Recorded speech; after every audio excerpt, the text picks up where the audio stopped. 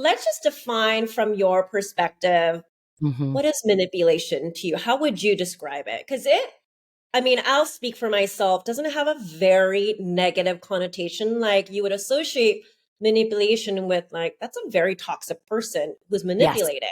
Yes. But you even commented, and I did some research that we all at one point end up as a manipulator. And Yes. Bronwyn, I realized when I was reading like one behavior is like passive aggressive. I'm like, oh, Yes. I did that. So I manipulated without We intention. all have. So what is manipulation in your words? Manipulation is just a tool. You know, if you think about it, like here's how you make manipulation manageable if you're on the receiving end or on the giving end of it, is that if we can acknowledge that it is a tool, and there are tools that are helpful and make people feel good, and there are tools that are less helpful and make people feel bad. Manipulation is in the latter category. But even to take a step back further, it's less helpful to define what manipulation is in like a strict sense. I think it's more helpful to look at it as a form of power wielding, right? If I am wielding my power in the open, I'm going to make a case. I'm going to make an argument that uses all of my best skills as a communicator. And then if you say no to that argument, I have to accept it and make a different plan or figure out my next move and deal with it. That is wielding my power as a communicator in the open. I make a request, you say no, thank you. I accept it and figure something else out. If I am not comfortable with hearing you say the word no to my request, I'm going to start to wield the power behind the scenes, in the shadows, around the edges, sneak it around the left, then try the right. That is where manipulation comes in. When we are not comfortable with a no, we will often default to these tools, these strategies that we grew up observing. And it's not like the people that raised us were, twirling their mustaches like bad guys saying, let's teach our child these awful things. It's just what humans do. So for example, if I want to, get a raise, let's say, and I walk into a meeting with my boss and I say, here's my best effort at an argument. This is what I think the pay scales that are more reasonable look like. And here's what I would do if you were to give me this raise and this promotion. Here's what I could do for the company. And I give it my best shot. And my boss says, no, we don't have the budget. We don't think you're right for it. I have a decision to make in that moment. I can take that no and say, okay, I need to go and have a think about this. Does this mean that I've got some growing to do? And there's some feedback I need to get because I'm not seeing the whole picture? Or does it mean that this place isn't right for me anymore? That's a conversation with somebody that is holding authentic power. They're in a state of choice. They are listening. They are taking in information and making decisions about it. Now, let's take that scenario, run it through. I get a no. Yeah. And because I am not in a state of authentic power, I'm going to slip into inauthentic power, which means I'm going to find a way to punish this guy or this gal for telling me no. I'm going to start quiet quitting. I'm going to start being snippy when I'm asked to do things. I'm going to start sort of low key sabotaging things, back channeling. That is me wielding my power in the shadows. That's manipulation. Right? It's a form. Manipulation comes in all flavors, right? Yeah, exactly. That was such a great and very powerful way to explain it with us, having the authentic power when you can safely accept it, or not nicely, but peacefully accept and understand that okay, there's a no. Yeah. Then the flip side of it, you're not in your authentic power if you are then you're to punish the other person. So why someone is then not comfortable with the no, what do you think makes them so uncomfortable? Is it because they're so rigid? Is it because they are selfish? What are some from your perspective? It's the intensity of emotion that we feel vulnerable. We feel exposed and we feel rejected, right? When humans feel vulnerable, exposed, and rejected, when we have opened up our little brave beating hearts and shared something that we want, when we are brave enough to ask for what we want and we get a no, it is so painful. And that is just true for all humans. I mean, there's some people that get really good at receiving the word no, and they make it a superpower, and they don't feel that intense vulnerability because of practice. But for most humans, it is so intense. So for example, this is a perfect example. 10 years ago, when I turned 40, I asked my husband and my family for something very specific. And I'm terrible at asking for what I want for my birthday. Terrible. I've got this like old script in my head that says, if you ask for what you want on your birthday, you're a diva. And it's taken me 10 years to unravel that. Now I am quite good at it. But at the time, I turned 40 and I said to my family, here's what I want. I want at dinner for you guys to toast me by telling a story that exemplifies why I mean something to you.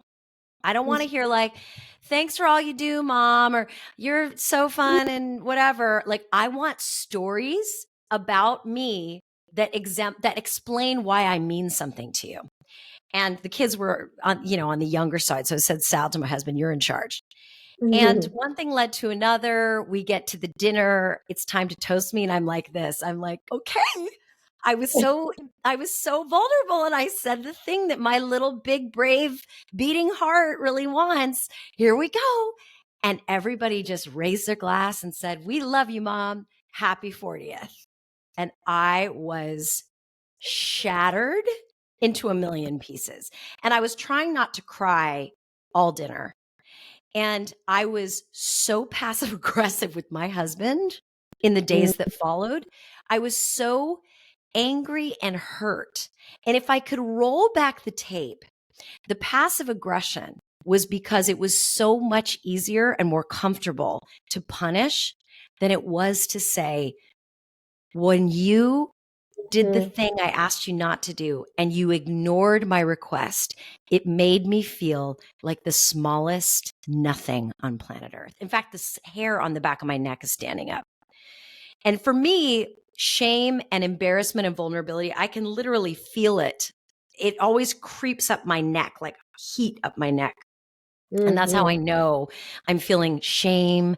I'm feeling rejected. And so it's a skill that we have to learn. Unless we grew up in with perfect parents, which none of us did, nobody's ever modeled this for us. So we have to learn it in therapy or through coaches like me, like people like you that are putting out this incredible content. So part of it is, if we want to stop manipulating, and that's on the side of the manipulator. We can talk about the manipulatee later. But if we want to stop manipulating, we have to sit in the absolute annihilating discomfort of feeling rejected, feeling less than, feeling ignored, feeling small. And I'll stop talking. Check in. No. I love that, because first of all, this is clearly why you are an expert, seasoned communicator, because you nailed it on what I feel like when you said you used your way to passive aggression to punish because you didn't have or use the communication skills to articulate very authentically what just your human, honest need was, that you wanted to just, feel celebrated and hear these beautiful stories, which was a genuine ask. Yes. So if someone, and then I love how you beautifully just honed in on the very just authentic, experiences we as humans all experience at one point or another, that it's just rejection at the end of the Yes. day. But Yes. maybe this is just my hypothesis, as we're just having this organic conversation.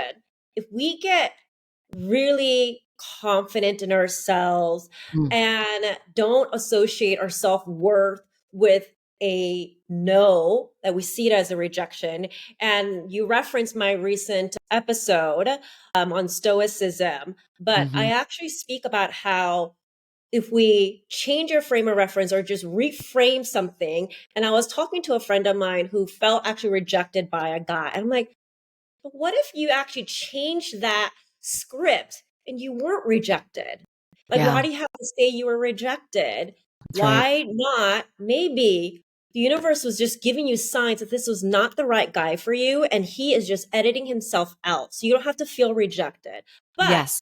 Yes. so it was all very beautiful and how you said it. I love that you nailed it on. We all feel this.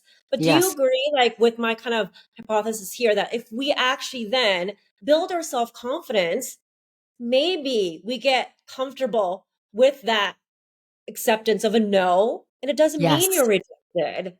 And then Yes. you build communication skills. I love how you said it, that maybe a lot of people resort to the passive aggressive behavior, which I was saying I didn't realize I was doing, and most of it Yeah. in my romantic relationships, because I actually didn't know there are better, more Yes. articulate, more Yes. effective ways to communicate, or I was heard, or this is what I Yes. need.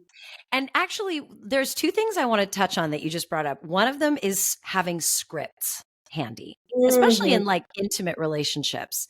Actually, this script even works at work. I find that the best scripts do work in both places, you know? And what I love is this line. Whenever somebody's hurt me and I'm trying to drum up the courage to let them know they hurt me, the script goes like this. Mhm. I know it wasn't your intention, but when you said A, it made me feel B. And I wanted to tell you because I know that's not how you meant it. It's That beautiful. script for 95% of the people we communicate with every day is enough to just unlock their hearts too, because they appreciate that we know that we are appealing to their highest self, right? Now, for the Mm. 5% that intended to hurt us, that's a different conversation. We can talk about that next. But the first thing I wanted to say is when we are making these moves to become um, better at dealing with rejection or to become less manipulative, Mhm, having mhm, these go-to scripts can be so powerful. I know it wasn't your, like, if you're feeling hurt and you want to give someone the feedback, but you're afraid because you're like, ah, I'm over it. I'm just going to let it slide. It becomes a little arrow in the heart of that relationship. And so if you could say, I know it wasn't your intention, but when you did A, it made me feel B, that's a great one. Or, if I'm trying to think of another example, if you want to stop if you want to stop being a manipulator, mhm, and mhm. let's go back to the boss negotiation. And the boss says, we don't have the budget and you're not ready. And here's why. Instead of manipulating, you can, and being passive aggressive, you can say, I really appreciate you being honest with me. I'm going to give this some thought. I'm going to give this some thought. And then it signals to them that you're not necessarily rolling over. This is not over necessarily, but you're going to be thoughtful and chew on it. So those scripts are so powerful. The other thing I want to touch on that you kind of brought up was how you frame a situation. And Mhm, what I like to use, which is another form of scripts, is mantras, right? I mhm. used to be absolutely terrified of constructive, in air quotes, feedback. Hated it. I mean, who likes constructive feedback? Nobody does. But Mhm. years and years and years ago, I worked with Joel Peterson, who was then chairman of the board for JetBlue Airlines. And he was a teacher at Stanford and just a really thoughtful human being. And he had this great mantra that he used. And he said, Bronwyn, feedback is the breakfast of champions. And so, whenever I was in a moment where I knew I was going to get some excruciating feedback, I would say, you know what? Feedback is the breakfast of champions. And then it evolved to be my own line, which is I eat feedback for breakfast. Love it. Bring it on. Bring it on, because worst case, I learn something, or best case, I learn something. Worst case, I figure out that maybe your feedback isn't what I need, because not all feedback is equal. Like, you don't have to take every piece of it. I mean, Chris, Yeah. you're a public figure. I'm sure some of the comments you get are like, you know what? Yeah. Sit down. And some of them might be really helpful. So, I think that's why I love looking at sort of the manipulation spectrum and the way we wield our power. I love looking at it through the lens of inauthentic and authentic power. And that phrase, authentic and inauthentic power, came from Gary Zukav, who, of course, wrote Seed of the Soul back in the 90s. But I love this construct because every bad communication habit you have or I have or we have, we do it because it works on some level. The question is it authentic or inauthentic? Can you give me an example of a communication, where it's inauthentic, but you're Yeah, using it, because it for works. authentic power. And how it Yeah. works. Yeah. Um, Here's an example. This isn't from me, but it's something I see a lot. So Mm-hmm. I am part of the volunteer industrial complex, I call it. If you have children in Silicon Valley, I'm thinking maybe this is a global thing, but it's definitely true where I live. If you have children in this community and they are young, it doesn't matter if you work full time. It doesn't matter what you do. If you are a mother, you are expected to volunteer with every waking moment of your life. When they're little, it's less so now.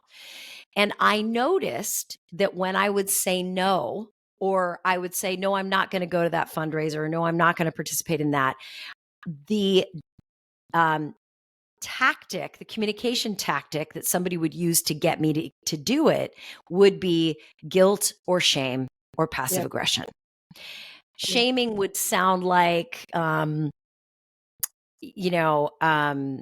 a good example of shaming? Like, oh, we're all busy, Bronwyn. You're not special, yet we all find time. Why can't you? Right? That's a form of manipulation. That's a form of manipulation. And it took me a long time to say, that's great. I get it. It's just not for me. And I'm going to be okay with you shaming me. I'm going to walk away. But the person that uses that move, it's powerful because you're thinking, there is nothing special about me. I should step up and help. Right. Mm-hmm. Is So it that's an example. Yeah, no, that's a really good one. Is it Mhm. powerful because they've made you feel shameful? And then I Even if, find a way to volunteer. then It's it's, powerful because they get me to volunteer. yeah, yeah. In an Right. inauthentic way because they made you feel bad about it. Yeah. Yes. Yes. So I feel like manipulation, the underlying is Hmm. using communication tactics in Yeah. an authentic way for your own power. And you Yeah. just mentioned some of those communication Hmm. tactics are if you're Hmm. manipulating or if you're notice you're being manipulated, is the person makes you feel shameful or Yeah. guilty, or there's use of passive aggression. Are there other ways and other communication tactics that you can tell us if we don't realize it, but we want to get good at spotting, okay, am I being manipulated here? Let's say an Yeah. example, Yeah. you've given an example of in the workplace, but maybe it's Yes. and the recent one now in the personal, Mm. but there are other things that we should look for if, okay, I might be manipulated. Yes. Yes. I think and this is a term that was like the word of the year last year that is somebody to keep an eye out, is gaslighting. Oh, And yeah. gaslighting is when somebody tries to manipulate you by getting you to question your version of events. Right. And it's one thing to say, I was in that conversation. That's not how I heard it. That's Mhm. not gaslighting. That's like, I heard it differently. Gaslighting is like, that conversation never happened. Are you okay?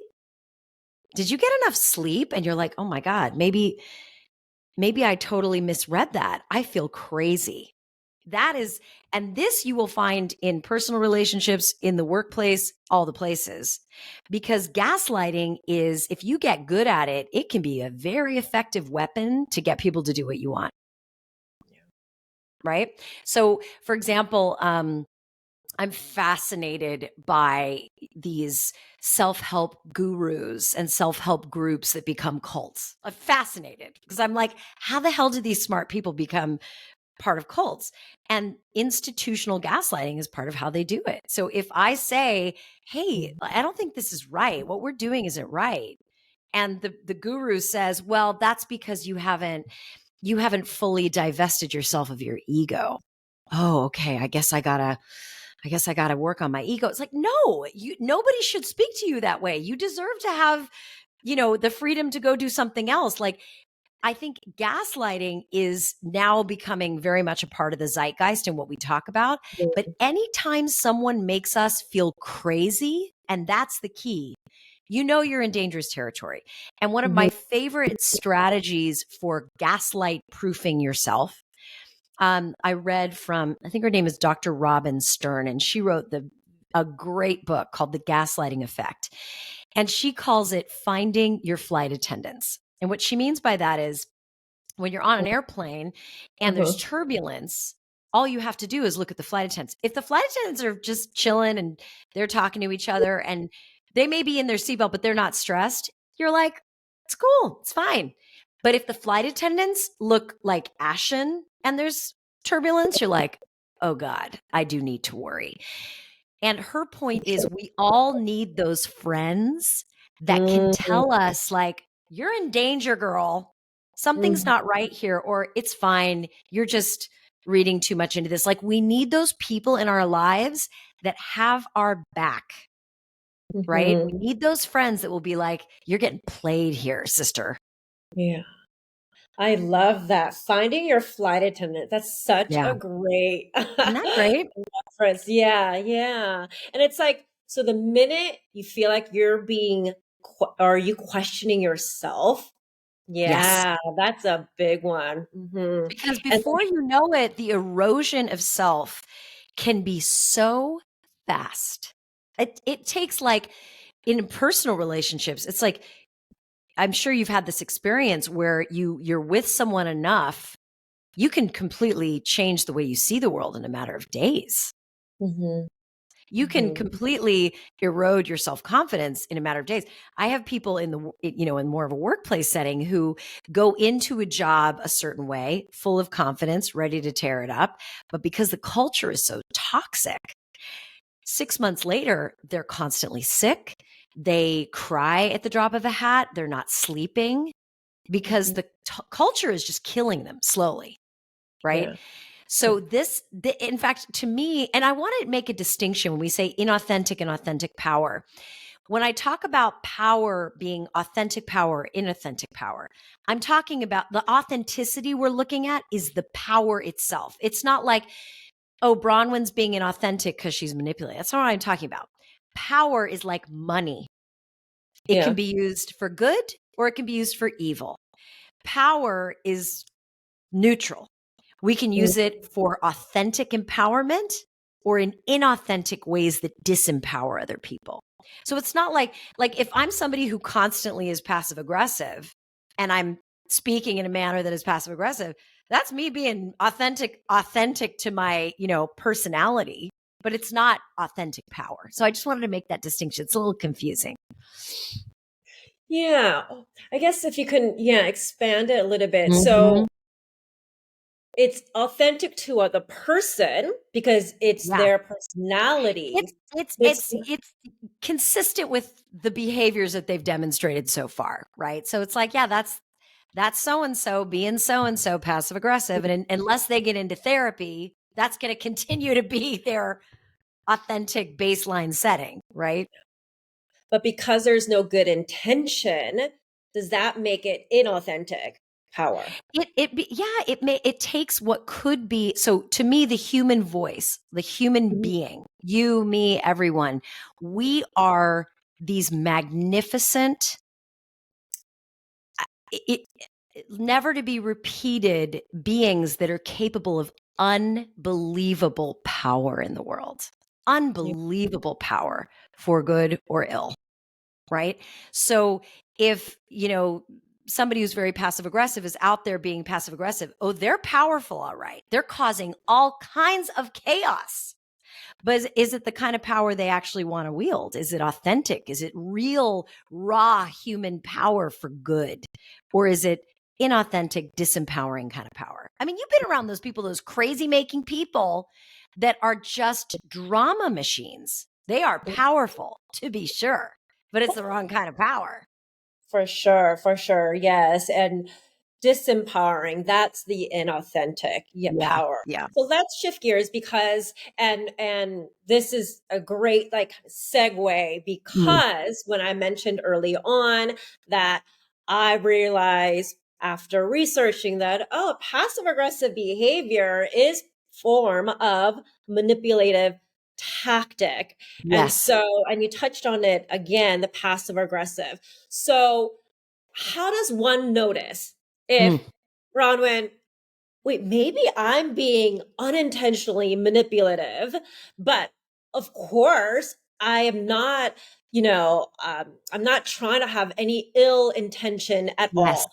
Yes. How can one really consciously, because maybe it's happening unconsciously. I'll explain from my perspective. So the Yes. only reason why I realized that I had this passive aggressive behavior, Mm.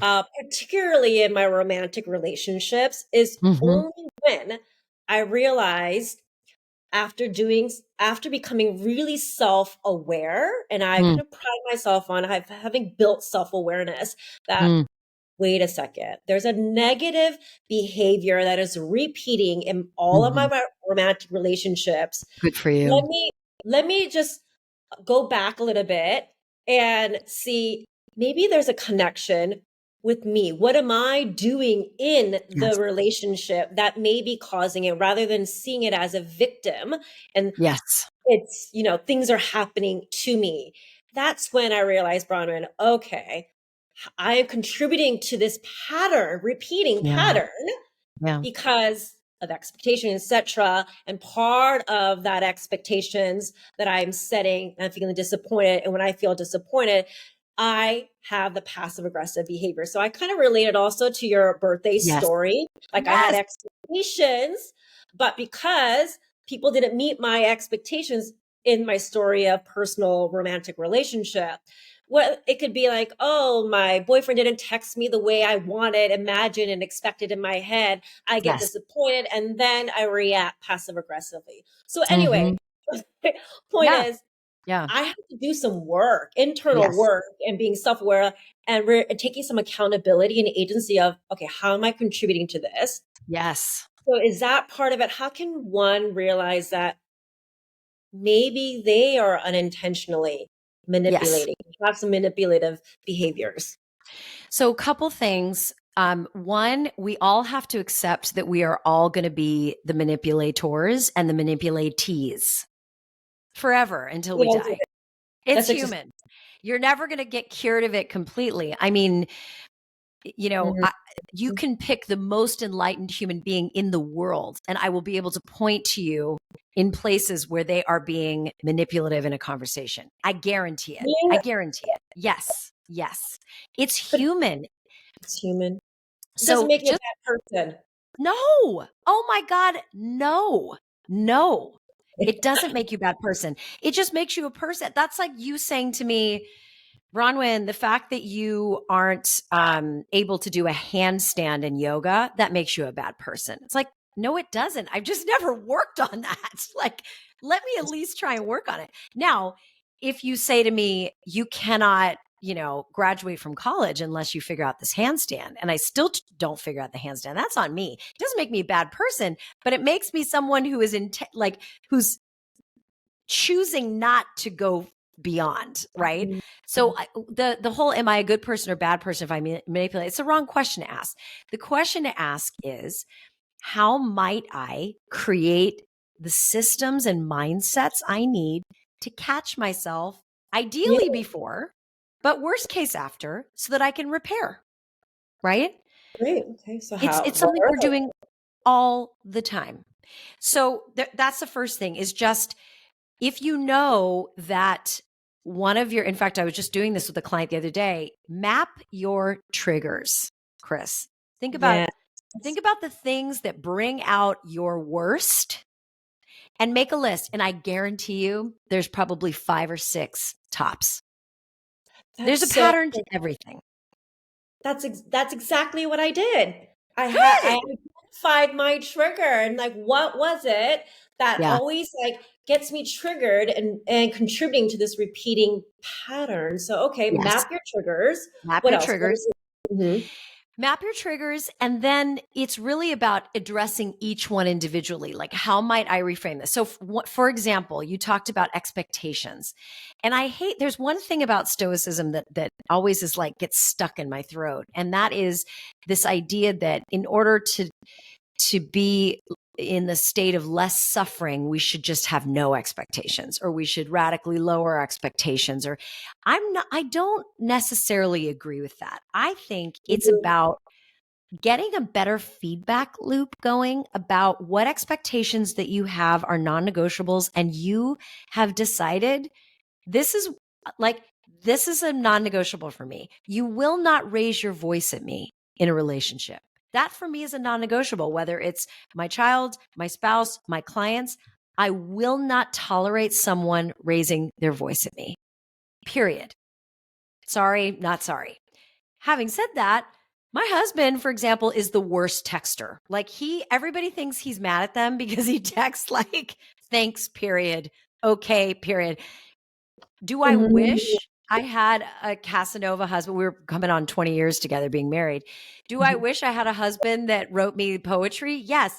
But I've had to let go of that expectation because I'm more interested in who he is authentically than my own need for, poetic texting.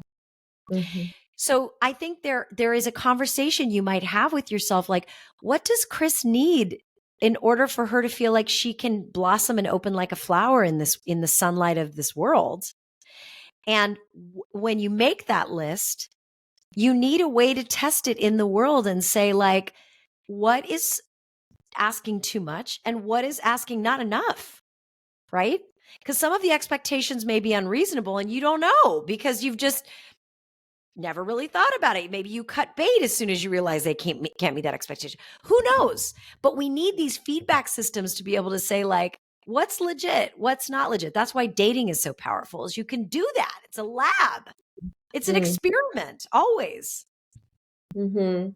It is an experiment. And in this feedback loop, Mm-hmm. by asking what's too much, it's also very kind of dependent on the other person in the feedback loop. So let's say, at least from my perspective, let's say I am engaged with someone Mm-hmm. who is more, what's the word, wielding, and in terms of their delivery with communication, their style, etc.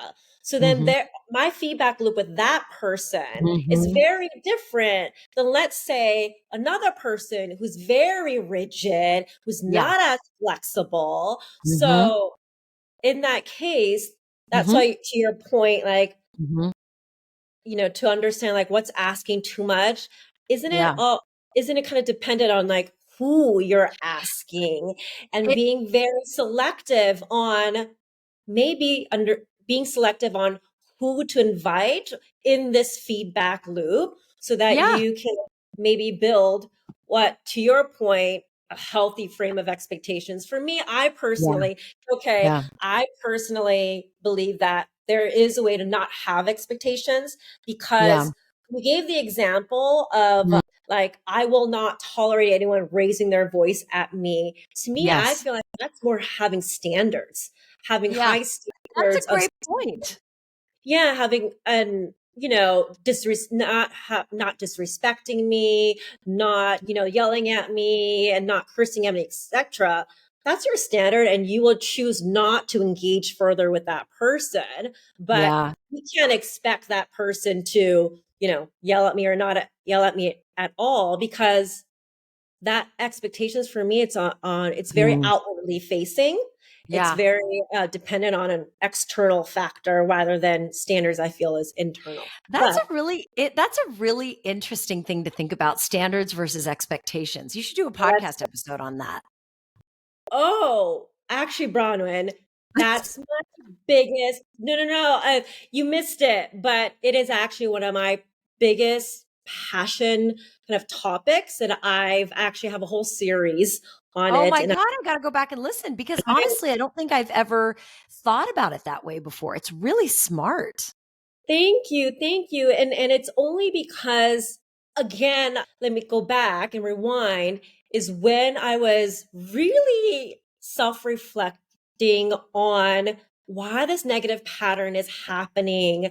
And I've tied it to expectations Mm, and realized that, okay, that the expectations I was having is only creating suffering on my end because I was fixated on the yeah, external aspect of how someone's going to respond, how someone is going to react, etc. And I will never be able to, none of us will be able to control how somebody, even our loving partner, our friends, I was setting expectations, even with my best friends who had to tell me, Bronwyn, Chris, yeah, I may not always show up the way or expect or respond the way that you expected, etc. But it doesn't take hmm, away from me appreciating you and loving you in the same way, I as love opposed that. to standards is more reflective of our values. But anyway, thank you I for love saying that. that. It is I one of my love that. biggest points of Mm. passion. I don't want to digress too much. And circle back into why I've asked you to really like Mm, hone in on and mm, talk to us through the manipulation. I mhm. know it tied through beautifully, Yeah. but I Oh, do want actually, there is one more thing I want to talk about. Because you were sure. asking, how do you get better at not manipulating or catching Yeah. yourself before it happens? Yes. So number one is just accepting that you're going to do it, and we're all human and everybody does it too. So don't beat yourself up. Just hold the intention that this is going to be a muscle that you develop, I love that and muscle. you're not Yeah. going to be perfect out the gate. That's one. But also two is you need an easy practice for when you're in the moment. And the easy practice is this. Easy, LOL, not easy, but it's easy to remember. Simple. The practice is this. When somebody says no to you, watch your response. When somebody says no to you, watch how you respond. Don't even necessarily change anything yet, but figure out what your patterns are. Not your triggers, your patterns. So if somebody says no to you, you made an ask, they say no to you or they don't give you what you want, you're going to notice what your tendency is. If it's passive aggression, how does it start? Does it start by you stopping making eye contact with them and looking off to the side? Does it start by you shut down and you stop listening and you're already in your mind grumbling? Don't even change anything yet, Chris. Just notice, what are my moves? There's probably three things that you do. It's always a pattern. It's beautiful. Consciously observe. Just observe ourselves. 'Cause we're always in default mode, right? And if these are happening Yes. unintentionally, they may be happening subconsciously, Yes. unconsciously, without us Yes. knowing. So if we Yes. just pause, watch ourselves, that's beautiful. Yeah. And with compassion too, because we're all just little girls in here, little girls and little boys in here, and they're doing the best they can. So you're going to observe. And then when you get kind of tired of observing because it's the same movie every time or some variation of the same movie every time, then you can move to the next step, which is to allow yourself in that moment to feel the pain of the rejection or the Yeah. no. Just feel it. And this is the hardest part. This is why first we have to observe because we're not ready to feel it. The rejection that I was talking about, remember how I felt it up the back of my neck? When you Mm-hmm. really feel the sadness of the rejection of the no, whatever it is, work or play or pleasure, what it doesn't matter, you're going Mm-hmm. to notice that your body does certain things. For me, it's hot. It feels like hot paint going up my neck. It's the feeling of shame. Feel it. Because Wow. when I feel rejected, it makes me feel ashamed. That's the emotion. And Mm-hmm. once I've befriended that feeling, I'm not. So that's why we wield our power in the dark and manipulate, because we will do anything to avoid that hot paint up the neck feeling of shame or whatever that is for you. And then once you get used to that, You can get some space around it. You can practice some self-compassion in the moment, and then you can start to use your scripts. Hey, I know it wasn't your intention, but when you said A, it made me feel B. Or, hey, I hear your no and I respect your no, and I need some time to process it. Thank you for sharing this from such a compassionate perspective. And I love that you said it's human. We all do it. And when you described it how early on, and you touched on it now, that it's because of the fear of no and shame and guilt. It makes sense then, because Yeah, from an evolutionary perspective, we're kind of wired to always protect ourselves, right? of We're on the course. protected mode. But Yes. you said it also very beautifully that like it's human, but you've just never worked on it. So if you build that muscle, and that's why it was so great when you said feel the pain. You have to Yes. experience feeling the pain. It's like Mm-hmm. there's always real growth through Yes. something that's a little bit challenging, right? You build your resilience, and there's a Yes. great Japanese word kensho, which means Mm. growth through pain. And so Oh, you never feel your shame yes. wherever it may be happening. You don't build that muscle, like you Yeah, said, that's right. and observe yourself. So that was really beautifully said. I love That's it. right. That's And right. oh my gosh, we only have a Actually, few minutes left. oh Uh-huh. yeah, go ahead. No, go ahead, please. No. I want you to finish. I was just gonna kind of tie this all together so we can wrap up. But I feel like there's at the tip of something at the tip of your tongue. There's just one little thing I wanted to say because is the Japanese word kenjo? Is that what you said? It's pain, Kensho. kensho, Pain. It's growth by pain. growth by pain.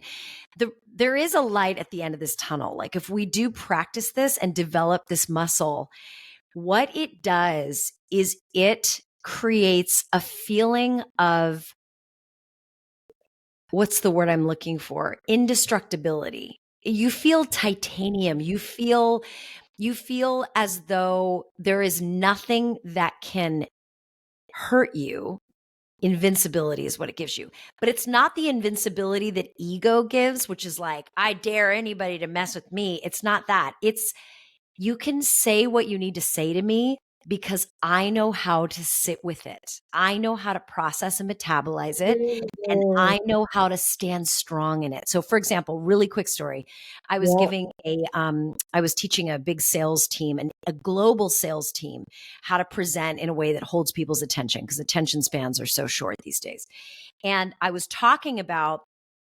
we were talking about confidence and physical presence in a room.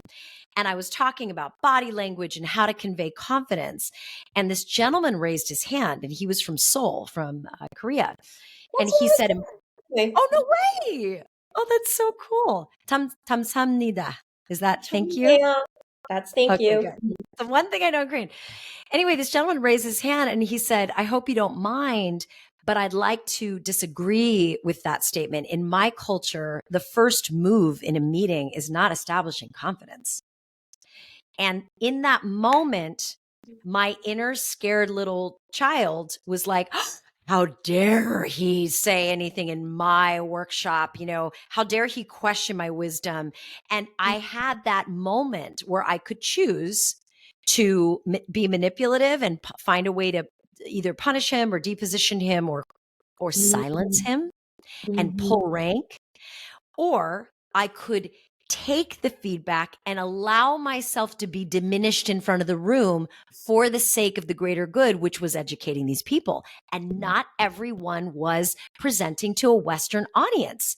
So I said to him, I am so glad you said that. Do you mind telling us what is the first move in your culture? And he said, in Korean business culture, it is establishing that I am trustworthy. And the way I do that is through humility. And I said, would you mind coming up and just showing me? I just demonstrated sort of American style confidence. Will you demonstrate Korean style trustworthiness when you enter the room? And he came up. We had this gorgeous moment of him showing body language to the room, half of which was American. Everybody learned something. And actually, in the act of allowing my quote unquote power to be diminished, which it wasn't, I actually looked even more powerful because of the humility of being willing to go from teacher to student, back to teacher, back to student. That And is that's so the power. That is real power. I love that story. Thank you for sharing.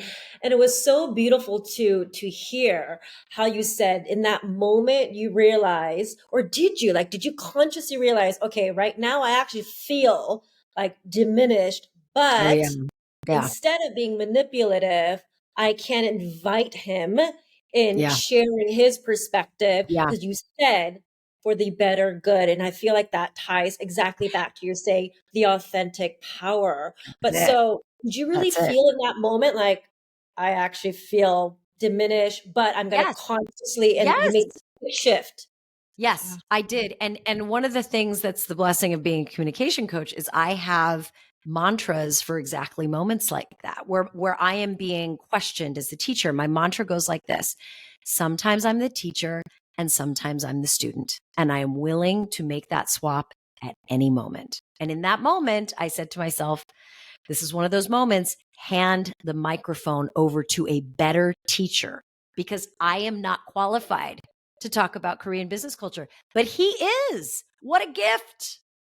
That was so beautiful. I love that mantra. Sometimes I'm a teacher, sometimes I'm a student, and that really does take humility. And actually, Yeah. you demonstrated humility organically Yeah. with when he was talking about how that's the first thing you need to present. So how Yes. kind of beautifully ironic, but anyway, that's really Exactly. Isn't that so true? It's so yeah, it's true. really great story. And I feel like it actually kind of answers in such a beautiful, articulate way through storytelling what was going to be my last question, my unofficial last question, which was then as a communications coach, then how do you positively influence, inspire without manipulating? And Mm. I feel like you touched on a lot of that in your story of having these mantras, also knowing that you can also be a student and a teacher like Yes. that. Yes. That is so wise and so Well, beautiful. there's one thing I would say I've learned because I've been doing this such a very long time now. And that is if we want to be inspiring as communicators, if we want to influence people, if we want to bring out the highest version of the people with whom Mhm. we're speaking, we have to lean into our own humanity. We really have to double down on what makes us human. And what makes us human is our capacity to feel, grow, connect, notice, tell stories, remember stories, celebrate stories. The more that AI rises, I mean, you can literally go to AI and say, hey, write me a TED talk about molecular biology and artificial intelligence. And ChatGPT will kick out, a B minus TED talk, which is crazy if you think about it. But what AI will never be able to do, and what nobody can do, is mine our own lived experiences for stories, for opportunities for growth, for doing what you're doing and taking this moment of pain and transmuting it into power. That is a very human thing. And if we double down on that humanity and of being three-dimensional, feeling, thinking, doing beings, we're going to be spellbinding as communicators. Could not have said it better. That was so well said and could not agree with you more. I have Yay. to ask you one Yeah. last now official question. It's my Yes. tradition to ask this to all of my guests before we wrap Mhm. up. Mhm. Bronwyn, if you can go back to your younger self, and she could be at any age Mm. of her life, what is Yeah. just one piece of wisdom you would like to pass on to her to always live life on her own terms? Mm. God. I've been thinking about it because it's such a great question. I mean, part of me is like, it doesn't matter what age I was, I wouldn't have listened because I was that kind of kid. But It's okay. that's She's it. always But confident. the advice I would give her is that little voice in your head that's whispering ambition and that's whispering magic and that's whispering that there's more. It's real and it's true and it's 10 times more powerful and real than the fear messaging that surrounds you. Mm, I love that. It's taken me almost 50 years to arrive at that one. And I just wish it had come to me earlier because, if we have a whisper in our hearts of ambition or a dream or something that we feel too audacious to own, it Mhm. almost guaranteed every time it's the very thing we should be doing. Agree, 100%, 100%. And to always listen to your inner voice rather than there's so many external voices that will try to quiet that. And that's That's beautiful. right. And try and make you feel crazy, gaslighting, or try and talk you out of it. And I swear to God, if life is a video game, I think that is the final level when you can learn to just say, thank you so much for your input. I am moving forward. Yeah, yeah. I love that. So, Bronwyn, this has been so good. I can't believe the hour has already come up. Oh my I wish God, that was an hour? you That know, no flew. clue. I knew You it are would be so good. good. I knew. Thank you. So are you. So engaging, and I can just feel it's so obvious you do what you do. You're so good I at this. love it. I could only imagine how more dynamic it is to watch you, hear you live. Oh, thank So you. tell us, how can Yes. our listeners connect with you if they want to learn more about Mm. your expertise in communications coaching? Yes. Okay. Two ways. One, get on my newsletter. I have all kinds of goodness that I share there. bronwyncommunications.com/subscribe. But Okay. really, it's my podcast. And I'd love to have, I would love to have you on talking about, you've now interviewed over 100 people. I'd love to hear what you and people say to their younger selves. I think that would make an amazing episode. Thank So you. I would love that. the podcast is called 20 Minutes with Bronwyn, and I encourage people to listen. I talk with interesting spellbinding communicators. I offer some strategies and advice. It's just a good time. Yes, it is. Thank you so much for also sharing your time with me. This has been so good. And also I for the loved invitation it. to be on your channel. It gets me only excited so I can talk to you again. Yeah, same. Let's keep But it going. let's do it. And thank you, Bronwyn. Thank Very you, Chris. This has been a joy. Take good care.